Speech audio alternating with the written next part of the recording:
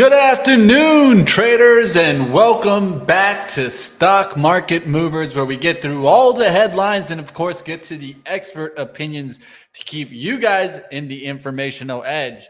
Welcome to Stock Market Movers. We got a great list of topics to get through today.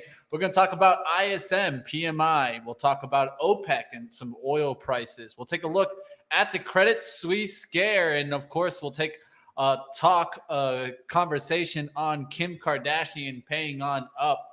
Tesla deliveries coming through. General Motors releasing some information. Viasat, Disney and Dish Network. We'll talk about Wells Fargo's upgrade. Peloton in Hilton hotels. Citigroup adjusting year-end outlook. Fed and inflation concerns moving forward. We got all this right here in 1 hour on Stock Market Movers. We also got Luke Lloyd, wealth advisor and investment strategist at Strategic Wealth Partners.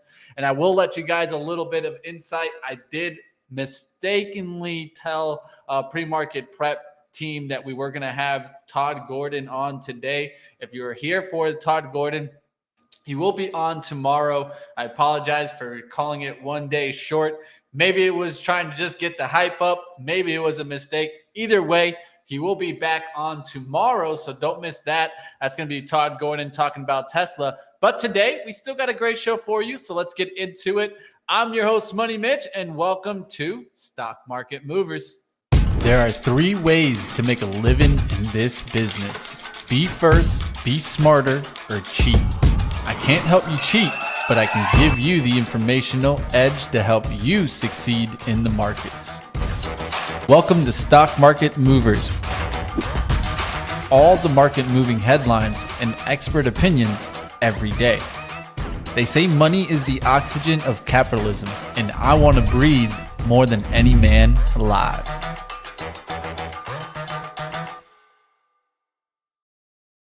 All right, traders, let's see what's going on in the markets today. Let's dive into the topics. And first, let's take a look at the SPY, right? SPY is holding on up here, up towards 364 as we got a bounce overnight. And this is how it can be a lot of the times where the market was heading down, had sell imbalances, doom and gloom. And then all of a sudden, what? Oh, it's right back up there. So definitely seeing that little push today. It held on any retraces and started pushing on up towards the 364. And wouldn't you know it, we're right back into that hourly range that we were watching for a long time last week. Since about Friday of the 23rd, we're kind of sideways now. If you think about it, we're only about 1.3% down. And overall today, we're up close to 2%. So we haven't really moved in about, I would say, what do we got now? We got about 11 days here where we haven't really moved. And so this is what we're going to keep an eye out. Will we get a day 2 move? Will we get a move back towards the 370? That's what you got to be thinking about now. And now, of course, everyone's going to be thinking, oh, is this the new bottom? Did I miss everything out? Where's the FOMO action? No, but like always, guys, keep it simple. It doesn't need to be the market bottom just because we see a rally. Of course, keep your eyes on all the headwinds out there. If the headwinds change, then we can start thinking about maybe changing our outlook. But for right now, Fed still raising rates, worries on out there financial instability, inflation still showing up high in PCE, which is the Fed's indicator, right, to watch, right? PCE did not come in lower. It actually came in hot. And that's not what we want to be seeing there in PCE. So it just shows me right now, all the headwinds still pointing towards the downside, even though we are still seeing a little bit of these spikes.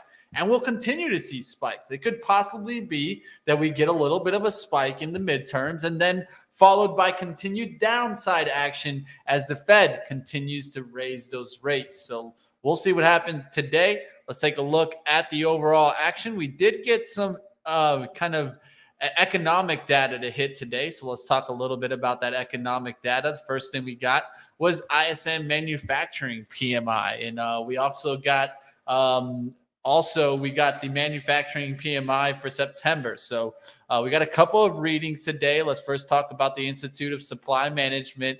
Said Monday manufacturing PMI fell to 50.9 versus 52.2 expected. Of course, we were at 52.8. So we were expecting to come down, but not this fast. This is definitely a hit down and shows us that what manufacturing is slowing down here. So the economy slowing up a little bit. And that's, bad news is good news is what we hear a lot right now. And I think this is what we're going to continue to hear. But it's kind of crazy talk, right? I mean, at the end of the day, we're starting to wish that the economy actually shows weakness so that the Fed can mention the word pivot, right? That's what everyone wants to hear. And the truth is, we're nowhere near close to that. And I think we need to see continued high relative unemployment. We need to see that unemployment just completely start ticking on up, because that's what's really going to scare the Fed. It's not going to be this manufacturing coming down. It's kind of a normal thing to see that coming down. And I think that you're going to start seeing some weakness in the overall economy in the next 3 to 4 months. Things are going to get tough. So we'll see what happens there. Let's take an overall look and continue going into oil stocks, as we're seeing a lot of mentions out there about OPEC. And you guys can keep on watch to see what happens. But a lot of this coming off of talks of what? Well, we need to keep watching the oil stocks. Let's take a look at maybe some oil stocks today. You can see XOM kind of filling in some of that gap showed. I had a feeling we would fill it in. We filled it in today. Now, can we continue? What's going on in oil? Well, prices are jumping on reports of OPEC Plus considering a production cut, and ahead of the OPEC Plus meeting on October 5th. ANZ put out a significant chance of cutting as large as 1 million barrels per day, the analyst at the firm said in a recent note put out. And I think that, you got to keep watching now. Of course, we're going to get a little bit of kind of some volatility to come into play in these oil markets. And they are getting a little bit of a lift over that news. Now, will it keep holding? And of course, what will happen on the meeting on October 5th? So we're not too far from that, October 3rd. In 2 days, we'll have our answer. All right. Well, this could definitely be one of those buy the rumors, sell the news kind of thing here for OPEC. So just be careful. Don't get caught in that move. We'll see what happens there. Let's keep going towards the next headline. Of course, there's a lot of headlines on out there. Today, we're going to get into one that I think is definitely an important one, but it made up a lot of its losses, so it doesn't look too bad. Of course, is CS, that's Credit Suisse. If you guys are taking a look at the dropping today, the shares of Credit Suisse plunging nearly 10%, but making that all back here in the intraday action. I was looking at this in the pre-market, could already see it making up some of it. It dropped down quick, but quickly recovered back up above that $4 price point.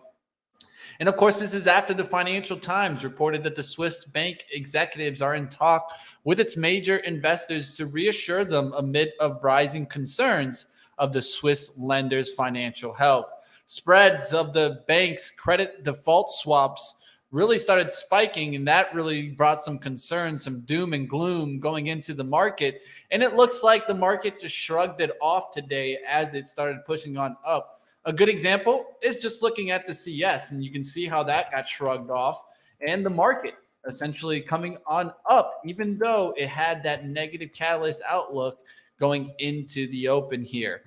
I think a lot of people were kind of weighing in when they saw those imbalances come into the close, as you saw 6.5 billion into the close there on Friday. A lot of bears kind of getting caught here in that opening move. All right, that's going to probably do it on my Credit Suisse talk. But one of the things that I would mention about this is that you're seeing more and more questions of financial instability, different areas coming into play, right? Whether it be government, whether it's the Bank of England stepping in like last week into the British pound, right? Well, a lot of starting to get even more questions of these uncertainties, and we're actually seeing some action being taken here. And I think this is the important thing as you get further and further along the lines, closer towards what they will call the true recession, is we're going to get more and more financial instability concerns, something to keep our watch on. All right, now let's go ahead. We can just get into our interview early today. I'm going to go ahead and take down the spy so that we can go into our interview. Like always, excited to talk to Luke Lloyd today. Like one of the things that I think is important is there's one thing that I can go ahead and point on red flags over here, but there's nothing better than really getting to the expert opinions and hearing it from multiple voices. That's, I think, one of the things that I think we do better here on Benzinga is trying to give you guys the competitive advantage in how? Well, letting these experts really truly get the floor, giving them more time to give their opinions and what they're really seeing out in the markets so that you guys have that informational edge. Let's get into today's interview.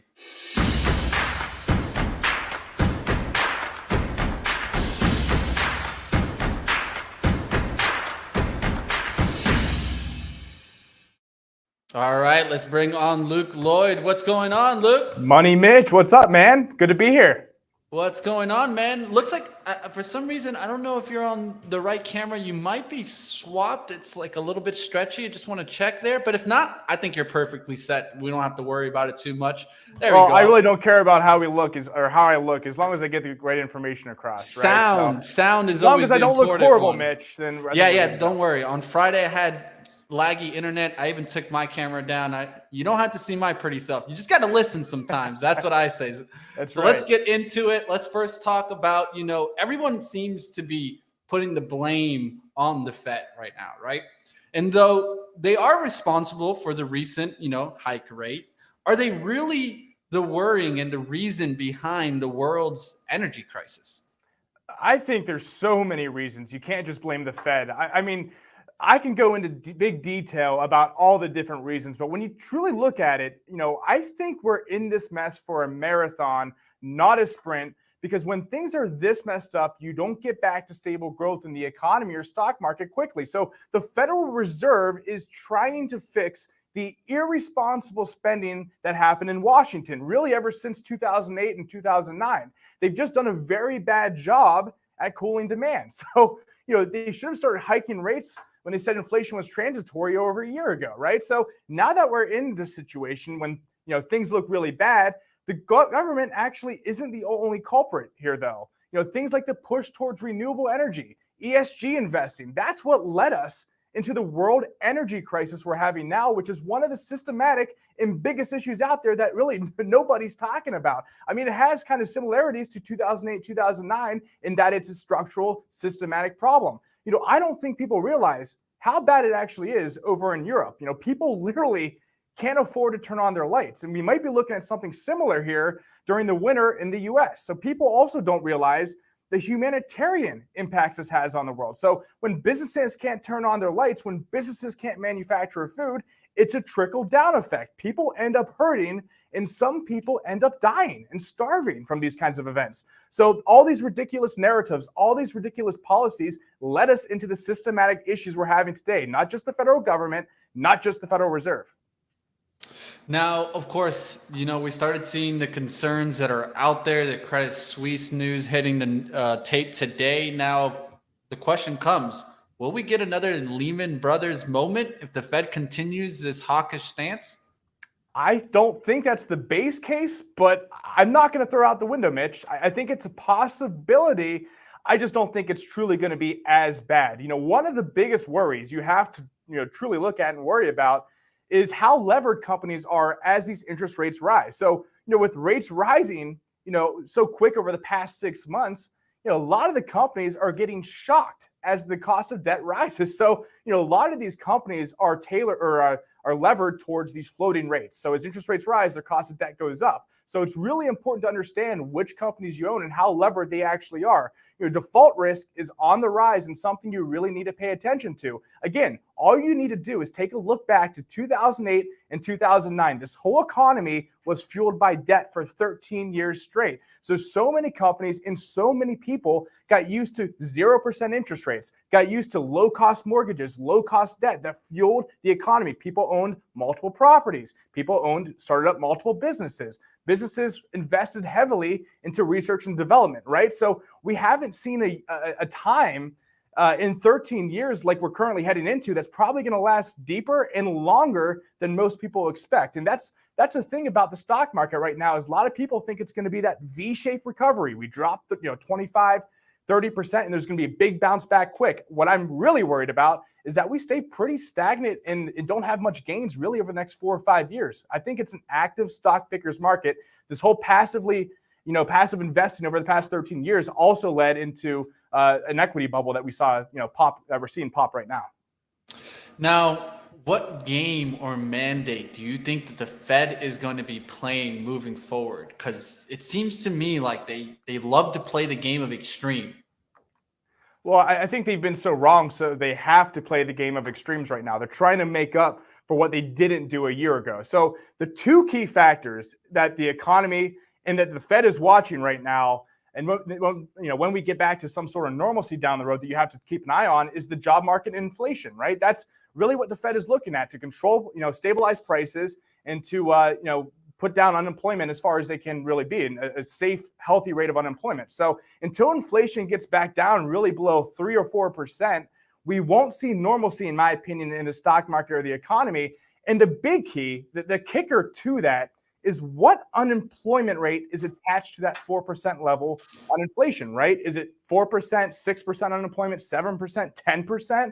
I mean, that's truly going to be the key to the market going forward, because we talked about default risk. We talked about how the whole economy was fueled by debt, right? As unemployment starts kicking up, people won't be able to live off of credit card debt anymore. They won't be able to live off of debt anymore, right? They will literally have no money to spend. So as you see that unemployment tick up, you're going to see defaults kick up as well. So depending on how high unemployment goes as we cool down this demand, cool down this inflation, that's the key to this market. And base case, I think we'll see closer to around probably 6% unemployment. So I think we probably still have some downside to go in the market before we really factor in all that's about to come over the next year. Yeah, and I mean, it's not what you want to be hearing too. A lot of this is the talk out there that bad news is good news right now, but it's the way you look at it, right? I think bad news is bad news and good news is bad news at this point, right? Yeah, it's troubled out there. Now, one thing that I noticed, and I've heard you recently talk about it. So let's talk about the eyeball test versus what truly is happening in the economy. Because it seems like to me, I was in New York City recently and walking around, and I could see, a lot of consumers spending on up. But in certain areas, of course, of the country, I live in Charlotte also, you're seeing more of signs of concern, right? Trying to cut costs, trying to, worry about those pennies and nickels at the grocery store. So what do you think really truly is happening here with the eyeball test versus what's really happening in the economy? Sometimes all you need to do, that's a great point, Mitch. Sometimes all you need to do is go to the gas pump, go to the grocery store, walk around a little bit, right? I mean, you can look at all the numbers, all the research you can. I think that's one of the reasons why the Fed got in trouble, and they didn't do their job over the past year, because they're just looking at the numbers. They live in their own bubbles, right? So it's very interesting to me, the disconnect between parts of the economy. So I was just in Beverly Hills, California, and spoke at a conference back during Wednesday through Friday of last week. And people aren't thinking twice about spending money out there, right? That was my first time in Cali, right? And my observation was everyone's spending money, everyone's going out. Nobody cares about what's happening out there. They're just going about their lives, right? When I came back to Cleveland, Ohio, back here, I was at an event yesterday where all the people could talk about was trying to find the free food and all the free gadgets that people were giving out. So I think a lot of people and a lot of companies also don't realize how truly bad it is out there for many Americans, and many earnings estimates are too high going forward that are factoring in that the economy is okay and that everything's good to go over the next year. So, when we talk about earnings and people spending money in the economy, we're expecting, or, I say we, Wall Street estimates are 8% earnings growth next year for 2023. Personally, I don't see an environment where we can get anywhere close to 8% earnings growth, because I'll tell you what, Cleveland, Ohio in general, that's a true reflection, I think, of, the America as a whole, right? Not Beverly Hills, California. So I think a lot of these analysts out there, a lot of, politicians, Wall Street folks, I think they get disconnected from reality. And that's what we're seeing right now in the market. And that's why I think we got some a reversion to go that's going to factor in what's truly happening. Now, how do you feel about year-end outlooks, and what do you expect moving into Q4? I know Citigroup put out today, they slashed their S&P 500 target from 4,000 to 4,000 from 4,200. And of course, there was those wild ones out there that were looking at all-time highs. What do you see here, Lloyd? Yeah, so I mean, that's a great question, right? I don't have a crystal ball, but what I will say is talking about how disconnected I think reality is from the stock market and the economy really from the stock market still is. I think we could easily see, a bounce from here at this point, but I think we'll truly end up right around where we're at. I think we'll end up probably closer to 3,500 area on the S&P 500 by the end of the year. But we dropped off quickly over the past couple weeks. I wouldn't be surprised if we see a 5 to 10% bear market bounce, just like we saw before, right? That's very common in a bear market.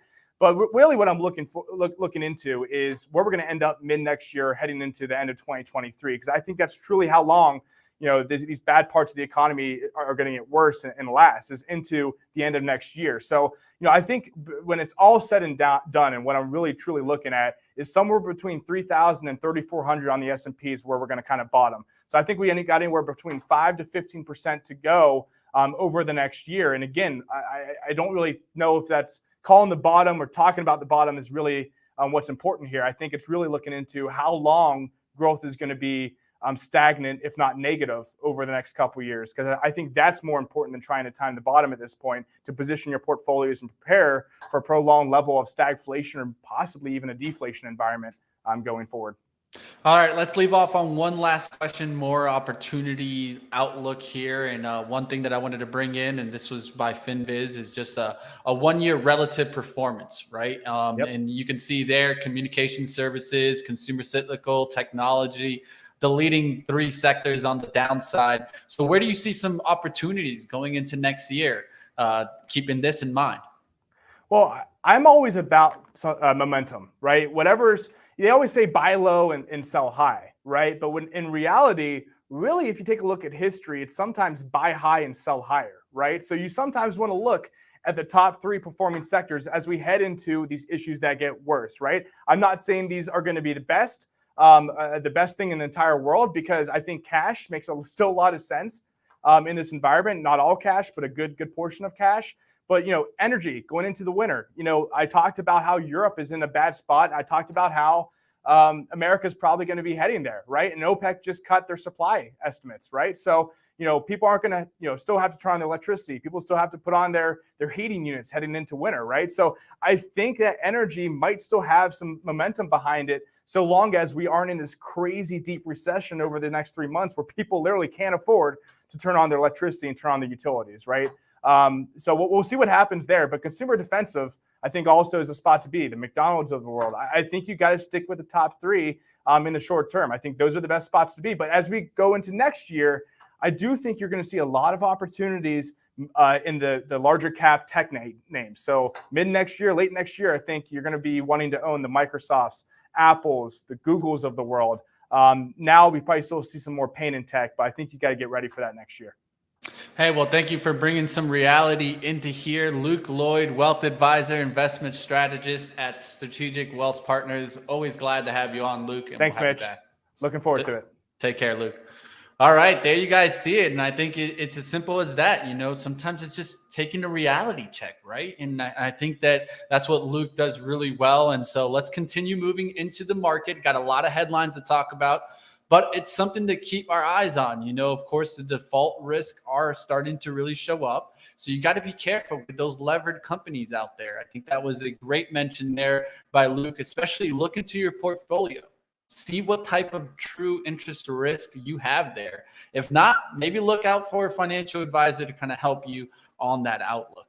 Let's keep moving forward. Let's get towards the next headline, which was an interesting one. Let me take a look at how Bitcoin is performing on the day. Let me go ahead and bring in here my Benzinga Pro to take an outlook on Bitcoin. I'm going to go ahead and bring up the chart here. Looks like we're up on the day, so that is interesting. I do see my internet coming a little bit in and out, a little instability. So let me know if I'm getting a little bit robotic. I'll try to do my best to continue things going here. do see it chopping in and out, but I'll do my best. Let me just close up some windows here, try to help us out. Got too many things opened up, man.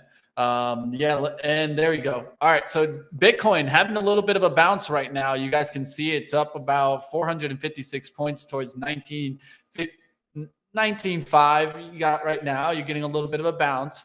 What happened today? Well, let's talk a little bit about what hit the tape that caught a lot of people's attention was the Kardashian agreement, right? And so this was a kind of a fine that came out of this. And I think this is one of the things to pay attention to how Gary Gensler is running the SEC. And so Kim Kardashian agreed to pay more than $1 million to settle SEC charges for failing to disclose a payment she received for touting a crypto asset on Instagram. This case is a reminder that when celebrities or influencers endorse investment opportunities, including crypto asset securities, it doesn't mean that those investment products are right for all investors, said Gary Gensler, chairman of SEC. And so I think this is one thing that you just got to continue to watch, and one thing that you need to look out for when you're talking about crypto. When you're talking about crypto, we've noticed that a lot of this is going to be on troubles of what? Well, concerns of scams. And I think that this is what I brought up multiple times about cryptocurrency that I think not a lot of people are focusing on. This has created a wave of what? This has created a wave of concerns with investing into crypto. For a long time, there was this kind of safety concern out there. How safe were these platforms? And then in the recent wave, what did we get? We got a ton of these platforms coming on out, telling you can get this yield, that yield. Come on over. Everybody, come get the yield that you could get. There's the stable coins that came out, the NFTs that came out. A huge wave of innovation brought to you by what? A wall of worry now, because there were so many scams that filtered through. This is the worrying that I'm concerning about in the long run for Bitcoin and cryptocurrency overall. I think this is going to take probably years to recover from, because at the end of the day, who wants to be putting in their money into a risky asset that is truly risky now? It before was started to be viewed as, oh, well, maybe you can do this, the stable coin strategy. Maybe you could diversify and just kind of add into it. But it's been, now that we've seen it, even if you had your money, let's say, and maybe these other kind of platforms like Voyager, we saw Celsius, they blew up. And those are signs of concern. I think in the long run, it leaves an impactful feeling on the investors that got caught, right? Let's just be honest. And for those that didn't get caught, like myself, what do I think about? Well, do I really want to be getting in my money into these platforms? And if I do, how can I protect myself so I don't end up like some of these that got caught? All right, we'll continue moving forward. We'll get out of the cryptocurrency. And definitely, I agree with the chat. Learn the lesson, report your income. And I agree that for everybody, you know, if you're able to go ahead and make some money because you're recommending a product or recommending a service, just make sure you disclose it. Just like I try to always to disclose if I have a position or if I'm looking at things a certain way, or sometimes I'll just let you know, guys, I have a bias towards the short side on Bitcoin right now. That might be the outlook of why I'm worried about the consistency of Bitcoin. Like always, one of the things that we always just want to be is transparent. That's the key here. And let's move forward. Getting out of the Kim Kardashian, let's go towards the Tesla deliveries, as we're seeing Tesla just get crushed today. But the SPY, before we get into Tesla, look at the SPY making a new high here. And it's crazy how sometimes we'll just climb that wall of worry as we're making our way back towards the 370, 360 outlook and just catching a bid. So it looks like we're back into the hourly range of last week, even though we're shrugging off Tesla just hitting through new lows and just continues to get pounded on the day as you're seeing it come right back down here. And what happened in Tesla? Well, they delivered 343,000 vehicles in the third quarter of 2022. Estimated was Here, deliveries of 364,660 vehicles, so missing by over 20,000 vehicles for deliveries. When you take a look at their deliveries at 343,000, wasn't too far off from their production. If they were able to get their production to deliveries, maybe they could have hit their delivery number. But this just shows us more and more supply chain concerns. That's what this shows me, guys. And I don't think Tesla wasn't able to reach those deliveries because they weren't able to reach the production. If they had the supply, they probably would have been able to produce it. So I think this is just more of a matter of not meeting deliveries because of supply chain concerns, and showing me more and more until we get out of those supply chain concerns. We'll probably still be missing some deliveries here on Tesla and others. Now, we did get GM to come out and give some of their news out there, and I think GM was trying to take advantage of this opportunity. And so I can't blame them for doing it, but they put out some news today. Let's talk about their news here.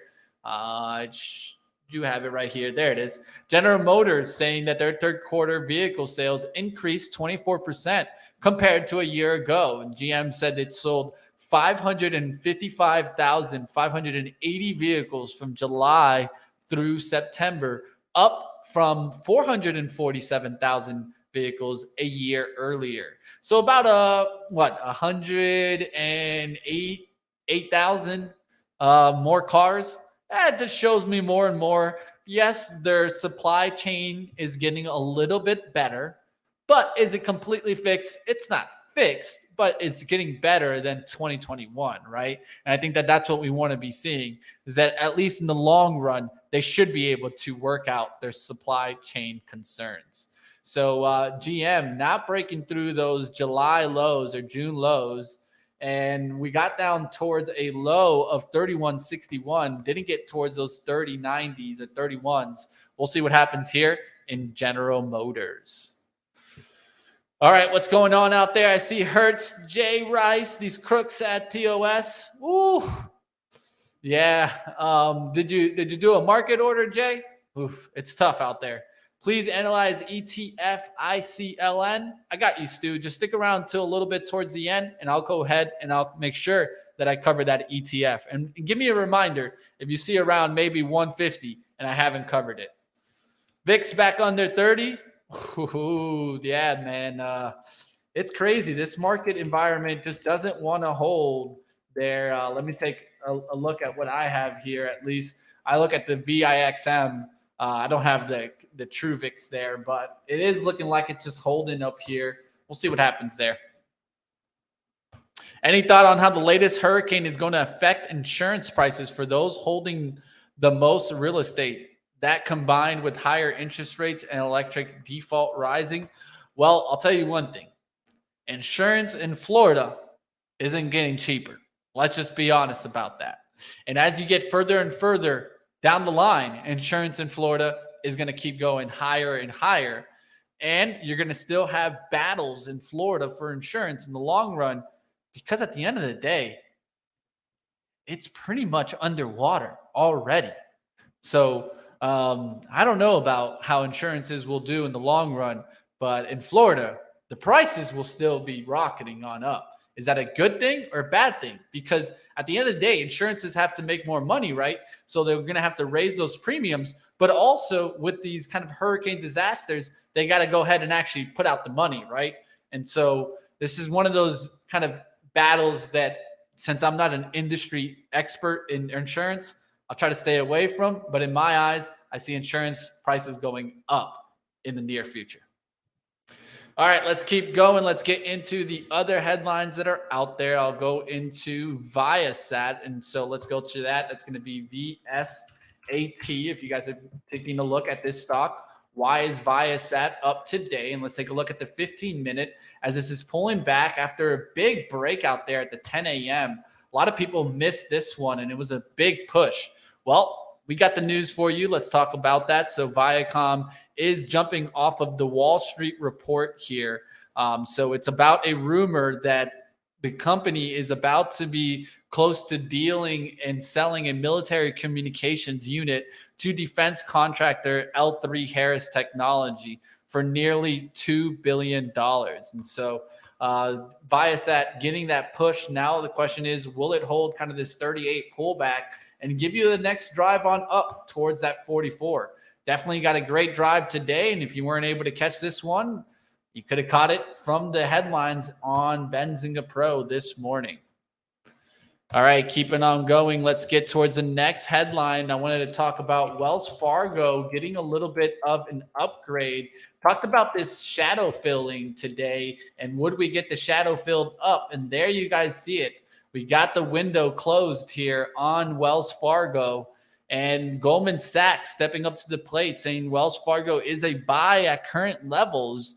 We see Wells Fargo as an unappreciated earnings growth story due to the best-in-class revenue upside and efficiency improvement from rate and loan growth-driven NII. And so there you guys see in Wells Fargo get a little bit of a lift today. Will this continue? I'm not sure they can continue. Of course, recession talk keeps knocking these banks down, even though they're getting higher interest rates. They just get hit hard on the downside because of recession concerns. All right, let's get out of the Goldman Sachs and Wells Fargo story. The next one up is going to be Peloton story. Did you guys see Peloton getting a little bit of a lift? And why would this happen? Well, it's all about Peloton and Hiltons. So this is all going to be due to Peloton saying that all 5,400 Hilton branded hotels would feature at least one Peloton bike in every fitness center by the end of the year. All right. Well, I'm going to have to actually do a little bit of a test on this. We're going to have to do boots on the ground. If you guys out there go to a Hilton and see a Peloton, take a picture, snap it, and send it on over to Benzinga, as we'll continue to watch to see what happens in Peloton. They did mention last week that they're getting into Dick's Sporting Goods. So maybe all these kind of strategies actually turn this stock around. If you take a look at it, it is way below the IPO'd in the 20s and now down to 740s. Can they get back? I mean, they have good reoccurring revenue. They just need to really get loved again. And right now, it's definitely not loved as it's down there towards the $7. But will this come back? That is the question that investors are starting to ask themselves. They've done everything they can to try to make it come back. Today, getting a little bit of a pop. We'll see if they close above the 750s, going to the 760. We'll see if has anyone in the chat used a Peloton. Let me know in the chat. I'd love to hear if you have. All right, I see some other mentions in the chat. Nike making a U-turn, says Daniel B+. Well, what's going on with Nike? I'll take a quick look. Nike coming back a little bit, trying to close some of that gap. Not a bad outlook there. Definitely getting a little bit of some U-turn in Nike today. All right, getting out of the Nike talk, let's go towards the next one. And we're talking about Peloton, but let's go towards Apple Store news that is out right now. And so this is all on Morgan Stanley coming in here with some news about what they're seeing in the Apple Store revenue. So let's go to Apple and see how the stock is trading today. It is getting an up move today and continuing the gains here up towards 142.14 on the intraday, past the close and actually almost towards the high on Friday, as we got a hard sell-off towards the close on that Friday from, of course, imbalances that were out there. Apple's app revenue declined about 5% in September, according to Morgan Stanley, the steepest drop since the bank started modeling the data in 2015. So this very much could be due to maybe some different kind of ad tiers and different kind of cookie controlling that you're seeing in Apple. But also this could mean that you'll start seeing more and more demand drop off from Apple. This is what a lot of people are trying to state is happening. Apple still has yet to confirm the Bloomberg report or confirm on the downgrade that Bank of America gave them. And it looks like they're just heading for Apple, right? Right now, Apple is making a huge bounce back. We'll see if it can make its way back to 148, or does it come back and take out that 136? If it does there, we'll be watching for those June lows If we can come back down there, you got to be careful on Apple. Remember, Apple was the one that really got things going last time it was down here, and it started driving up. So let's see what happens in the next couple of days. All right, last topic that I wanted to kind of mention here is going to be about Norwegian Cruise Line ending all COVID-19 testing and masking here. So they're definitely stepping up to the plate and pretty much trying to create some demand. At least I feel like it. Let's take a look. After, of course, the kind of disturbing and hard-hit news that came in from Carnival Cruise Line from their earnings, it's continued down. It went down towards the 680 area today and still kind of cutting through. But Norwegian trying to change things up here and saying that they're going to end all COVID-19 testing, masking, and vaccination requirement effective on Tuesday. Of course, you will still have to abide by state-given laws, but if you pay attention, this could probably give them a little bit of a lift, as a lot of kind of cruise consumers weren't able to go cruise because of the vaccination requirements. And now that they're not required to go ahead and release that, will they start getting some demand to go up? And is this a good move by the company? Of course, this might increase demand, but could potentially increase the exposure to COVID on the cruise ship. So who knows? This is starting to be a question, but they're trying everything to turn things around. All right, that's going to do it for that. Let's go towards what was hot and what was not really quickly, and then we'll take some stocks from the chat and start wrapping up. So it looks like communication services leading the way today. Basic materials behind that. This is interesting, as we've been seeing a really big pop in silver lately. I've been talking about this pop, and it's all based on the dollar going down. You see the silver really pushing up about almost 15%. Giles Coughlin talked about that right here on Stock Market Movers, that could be an easy play when you're watching the dollar go down. Look at silver and gold. And he also gave us that silver would actually have the higher correlation for the move up. And you guys are seeing that nice little push there in PAAS. And you guys can watch also AG, look in these little bounce backs. And of course, UDN is another way that I gave you last week that you guys can keep watching to see if that dollar is going into that bearish outlook there. But definitely silver, aluminum, steel, coal, getting a little bit of a bounce back. Coal has been really strong lately. Take a look at that BTU chart, trying to make its way back up there towards 28. And this one was just at 19 just a little while ago. And in just about 1 week, 10 days, a little bit over 6 bars, we're up about 31% on BTU lately. So keep your eyes on AMR. And I'll give you one more to keep on watching in coal, especially if you see this trend continue. Look for CEIX to make its way back up there towards 76. And I'll give you one more just to keep on watch. If you're seeing these coals continuing to make a move up, you could get a laggard like METC to start catching some kind of bounce. Metals and minerals getting a little bit of a lift today. You guys can watch some stocks like Vale, VALE, starting to get a nice little push on up. When those start moving, watch out. They like to get big pushes. Was watching LAC getting some lift up here. The uranium plays getting a little bit of a bounce back. CCJ.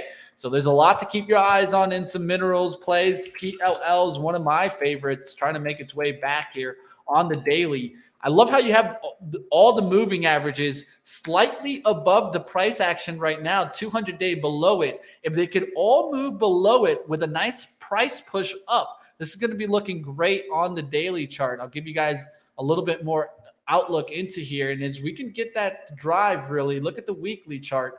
Let's see if we can get a drive back to 65 on PLL and then look for a breakout above the 70s. If you take a look at the monthlies, this is what I would keep on watch on the monthlies. You're starting to really try to get that resistance on up. It looks like we're in a bigger time frame move, a monthly chart time frame move, where you're getting PLL sideways right around the 50 area. Now let's see if we can really drive towards that 70 and give a big breakout on Piedmont Lithium. This could also have it with some LAC move.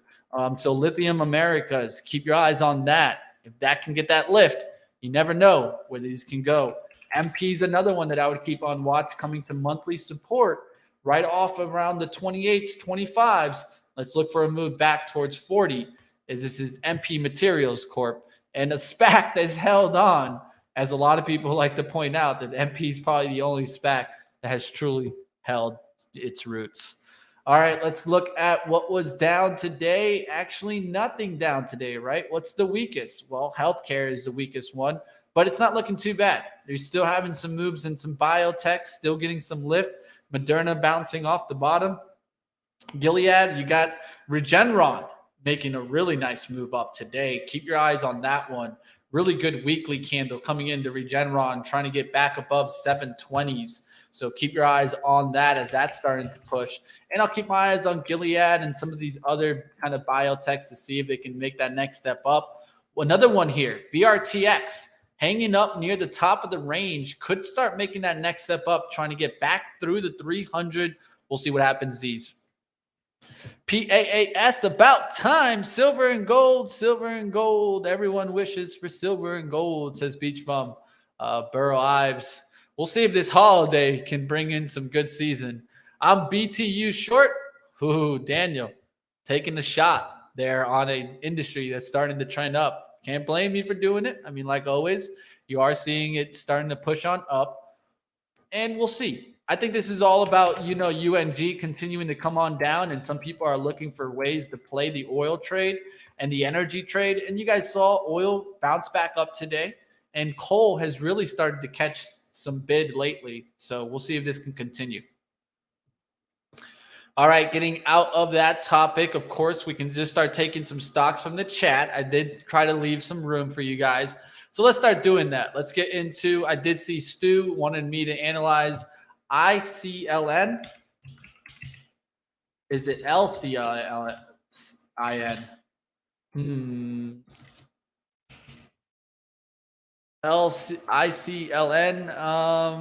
I don't have it. Oh, there it is. I got you. The Global Clean Energy Index Fund. All right. Well, keep it simple, right? First thing we're going to do is what's in this fund, right? And so if I take a look here, I'm going to push up my sector outlooks so that you can see everything that's in here, right? And so you can see here, this is everything that's in there. I'm actually going to even push this to the right so that we can kind of focus on just what's here, right? And so here, I'll push this a little bit bigger. Try to do something for you right now. This is what I love to do. So a lot of times when I'm looking at stocks, right, I'm trying to decipher, is there a leader and laggard style trade here? So we're looking at ICLN, right? We're looking at this just overall. We can see a bottoming feature here, and a couple of moves that has tried to get back above the 24. I'd even put this more towards a monthly chart, right? And so you can see here how you're getting this bottoming around here, and we still haven't really gotten that drive on up, which is a move back through the 24, trying to take out the 30s up here, right? And so what I'd start moving is now let's take a look at what's in this. What is going to get us our drive to really get us back up there towards the 24 and then through the 28s if you're bullish? Well, let's take a look at some of the stocks that lead this, high cap stocks. I don't have the holdings, so I can't go through that, but I can go in through which one of these looks great. Well, EMPH, it needs to hold that window below it and make a move back through 300. You also got, looks like a utility name here, ED. You looks at AGR, regulated electric. First Solar really looks good. This is one that I brought up on pre-market prep for a nice little move back up, especially if it can close up towards 136.50. This is going to be looking great for the next step up. SEDG making its way back after a quick decline, right? Plug making its way back. Doesn't look too bad.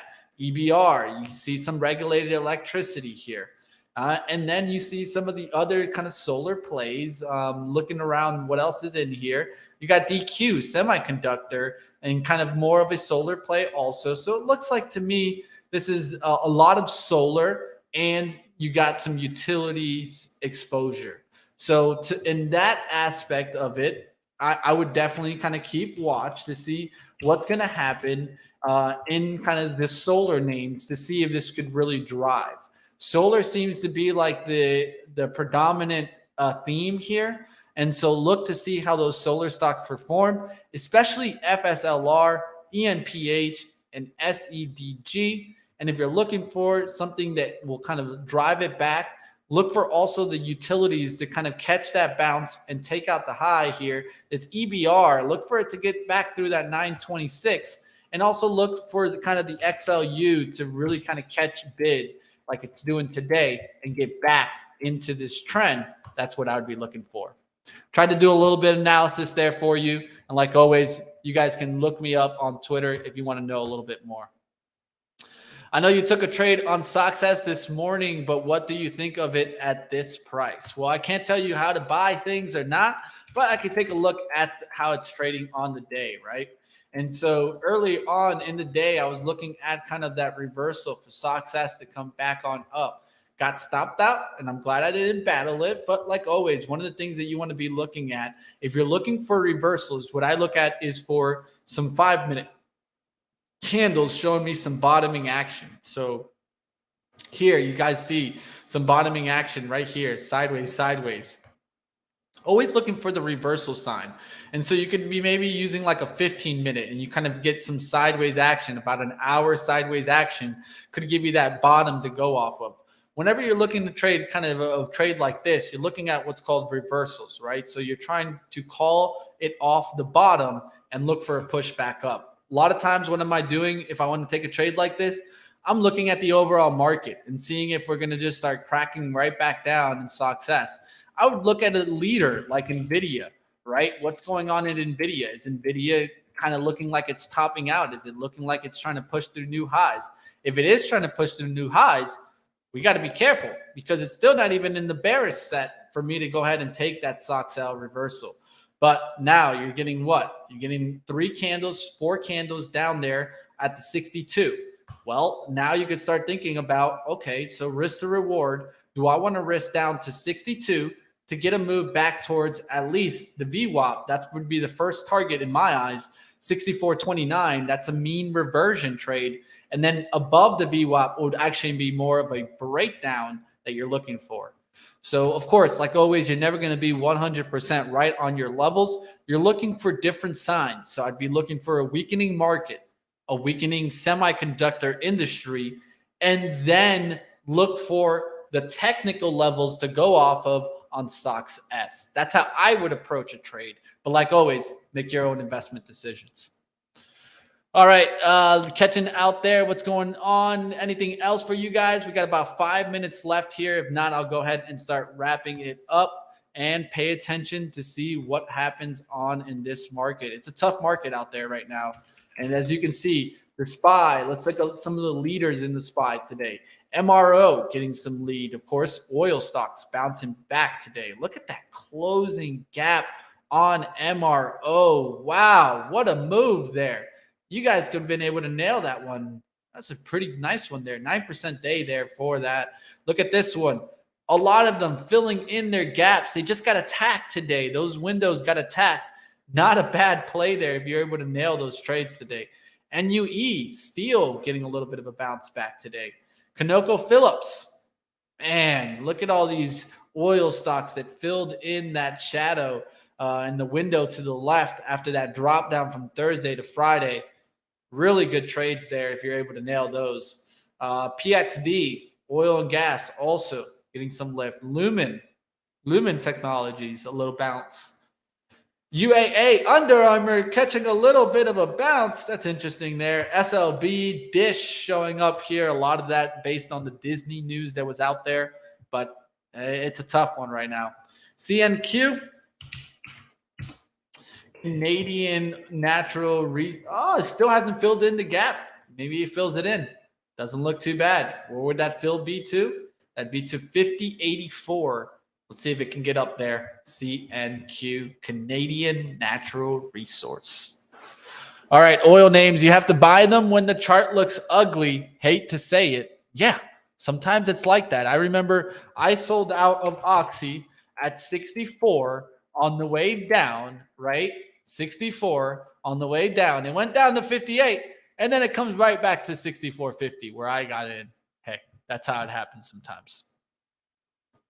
All right, that's going to do it for me. I'm going to go ahead and wrap on up. I hope that you guys enjoyed today's show. Like always, hit the comments after the show if you guys want to see something more or less of on the show.